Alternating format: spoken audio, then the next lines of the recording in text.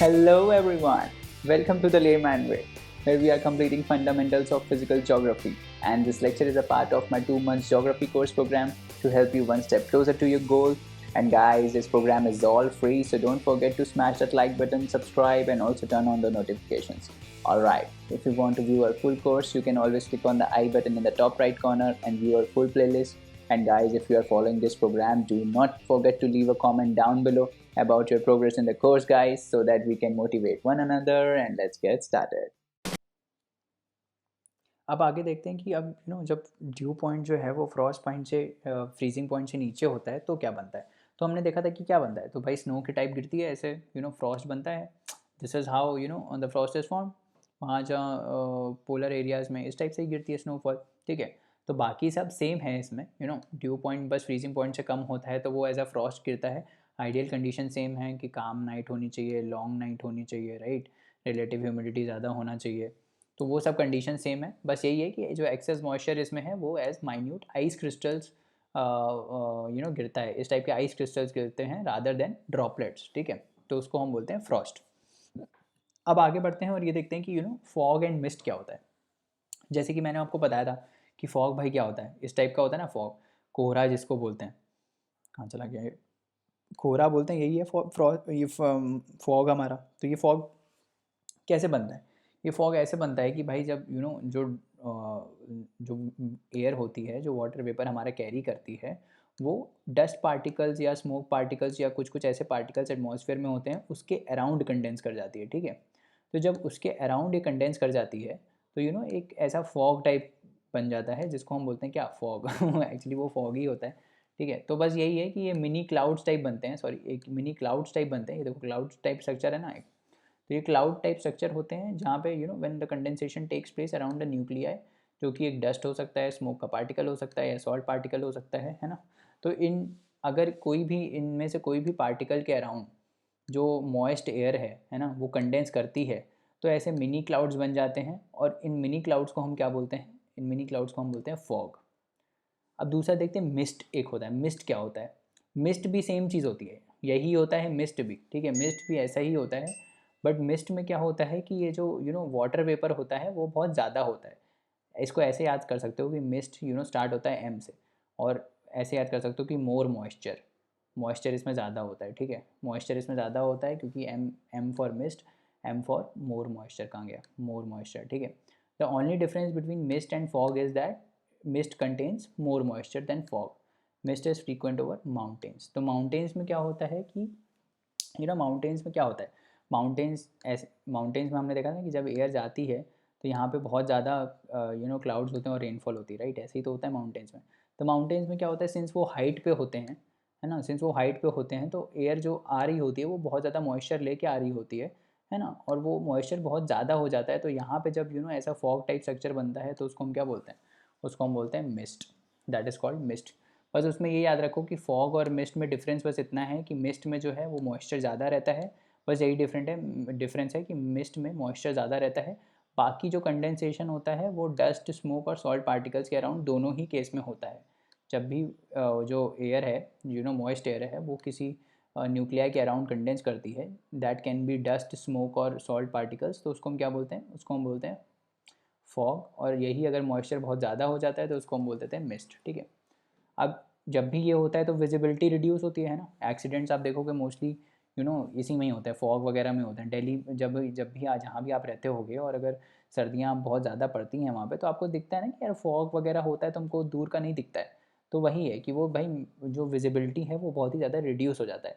तो मिस्ट में क्या होता है, इट इज़ अराउंड 1 किलोमीटर, और फॉग में it is less then 1 kilometre. तो मतलब फॉग में क्या है, विजिबिलिटी और कम रहता है, 1 किलोमीटर से कम रहता है, जबकि मिस्ट में क्या होता है वो अराउंड 1 रहता है, ठीक है। फिर एक और कंसेप्ट आता है जिसको हम बोलते हैं स्मॉग। तो स्मॉग क्या होता है, इसको ब्रेक करो। स्मॉग किससे आएगा, फॉग प्लस स्मोक से आएगा। तो स्मोक का एस एम ले लिया हमने, फॉग का ओ जी ले लिया, तो बन गया स्मॉग। तो क्या होगा ये, बेसिकली फॉग होगा और स्मोक होगा साथ में, ठीक है। तो वही होता है बेसिकली ये। It is a harmful mixture of fog, dust and air pollutants such as nitrogen oxides, VOCs, ठीक है, which combine with sunlight to form a dense layer of ground level ozone. अब ग्राउंड लेवल जो ozone बनती है ना, वो बहुत ही डेंजरस होती है। Ozone in the stratosphere is very good, क्योंकि वो यूवी रेडिएशन से हमको बचाती है। बट जो ओजोन जो ग्राउंड लेवल पे बनती है, that is a pollutant, that is a serious pollutant, ठीक है। और ये ओजोन बनती कैसे है, ये ओजोन ऐसे बनती है, देखो ये ओजोन कैसे बनती है। ओजोन कैसे बनती है कि भाई जो अब जो ट्रीज़ वगैरह हैं वो वॉलेटाइल ऑर्गेनिक कंपाउंड जो होते हैं वो सिक्रीट करते हैं, ठीक है। और फिर एयर में नाइट्रोजन ऑक्साइड्स रहती हैं, और जब ये सनलाइट पड़ती है यहाँ पे, है ना, और वो जब सनलाइट पड़ती है तो ये नाइट्रोजन ऑक्साइड्स और VOCs ये आपस में क्या कर जाते हैं, ये आपस में कर जाते हैं कंबाइन, और ये कंबाइन करके क्या बना देते हैं, ग्राउंड लेवल ओजोन। तो ग्राउंड लेवल ओजोन ऐसे बनती है कि भाई जो भी गैसेज निकलती हैं ऑटोमोबाइल से, जैसे नाइट्रोजन ऑक्साइड्स हो गई, ठीक है, और जो VOCs होते हैं जो प्लांट सिक्रीट करते हैं, या जो भी बाकी कहीं से भी आते हैं VOCs, ये दोनों आपस में मिलके ग्राउंड लेवल ओजोन बना देते हैं सनलाइट के प्रेजेंस में। सनलाइट ज़रूरी है, बिना सनलाइट के नहीं बनेगा, ठीक है। तो सनलाइट के कंपैरिजन में ये लोग सनलाइट जब होती है तो ये लोग मिलके क्या बना देते हैं, ओजोन, ग्राउंड लेवल ओजोन, जो कि एक सीरियस पॉल्यूटेंट है। तो जब यही सब कंपाउंड्स और साथ में फॉग भी रहता है तो उसको हम बोल देते हैं स्मॉग। तो ये इस टाइप का रहता है स्मॉग। ये देखो यहाँ पे फॉग भी है, क्लियर अगर स्काई होता, मतलब क्लियर पूरा एटमॉस्फेयर क्लियर होता तो ऐसे दिखता, बट अभी आपको ऐसे दिखेगा। दिल्ली वैली में जाओगे तो इस टाइप का दिखता है, तो वो स्मॉग ही रहता है, ठीक है। फॉग प्लस स्मोक के पार्टिकल्स और जो गैसेज होती हैं ये NO2 और VOCs, ये सब मिलके क्या बना देते हैं, ये सब मिलके बना देते हैं स्मोक प्लस फॉग, ठीक है। और इसमें क्या होता है कि जो विजिबिलिटी होती है that is reduce to 200 metres और लेस, मतलब फॉग से भी कम हो जाती है विजिबिलिटी। फॉग में तो लेस देन 1 किलोमीटर रहता है, इसमें 200 मीटर्स या उससे भी कम हो जाती है विजिबिलिटी। तो सबसे कम विजिबिलिटी अगर आप देखोगे तो सबसे कम विजिबिलिटी किसमें होती है, स्मॉग में, ठीक है। और फिर उसके बाद आता है हेज़। हेज़ क्या आता है, हेज़ किससे होता है, हेज़ भी इसी टाइप का ही होता है। उसमें क्या होता है, it is caused by smoke and dust particles in industrial areas, और may be due to unequal refraction of light in air of different densities in the lower atmosphere. कुछ नहीं होता है इसमें, बस क्या होता है, इसमें पानी नहीं होता है, ठीक है, इसमें वाटर वेपर नहीं होता है। ये haze is due to because of smoke and dust particles. जहाँ पे बहुत ज़्यादा इंडस्ट्रियल एरियाज़ होते हैं तो वहाँ पे क्या होता है, वो गैसेस सिक्रीट करते हैं, है ना, जो चिमनीज़ होती हैं वो गैसेस सिक्रीट करती हैं। तो जितने भी ये कंपाउंड सिक्रीट होते हैं ना, वो जाके एटमॉस्फेयर की लोअर लेयर में ऐसे डिपॉजिट हो जाते हैं, ठीक है। तो उसकी वजह से क्या होता है कि विजिबिलिटी रिड्यूस हो जाती है। तो उन्हीं जो ये जो काले काले स्मोक के पार्टिकल्स होते हैं और डस्ट पार्टिकल्स होते हैं ना, उसी को हम बोलते हैं हेज़, उसी को हम बोल देते हैं हेज़। इसमें कोई वाटर वेपर नहीं होता, ये ध्यान रखना। बाकी जितनी भी चीज़ें हमने पढ़ी, स्मॉग, मिस्ट, फॉग, है ना, इन सब में वाटर वेपर कंडेंस हो रहा था, ठीक है। इसमें कुछ नहीं हो रहा है ऐसा, ये this is just because of smoke and dust particles. तो ये डिफरेंस याद रखना हेज़ और बाकी सब में, ठीक है।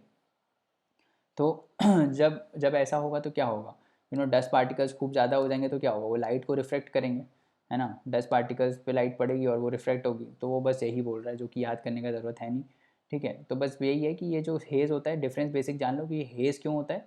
Haze is because of smoke and dust particles, जबकि ये बाकी सब जो हैं इसमें वाटर वेपर का कंडेंसेशन हो रहा था बाकी सब में, ठीक है।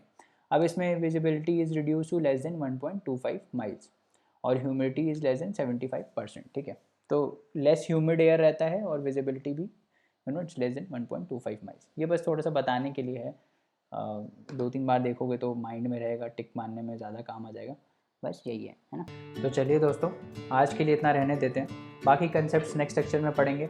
और जाने से पहले लाइक शेयर सब्सक्राइब करना ना भूलें, चैनल को रिकमेंड करें अपने दोस्तों को, और आप हमको अपने डाउट्स और क्वेरीज़ जो हैं वो queries@thelaymanway.com पे भेज सकते हैं, जहाँ पे हम आपका रिप्लाई इंस्टेंटली करेंगे। तो चलिए नेक्स्ट लेक्चर में मिलते हैं, तब तक पढ़ते रहिए, हार्ड वर्क करते रहिए। Thank you so much, bye bye and take care.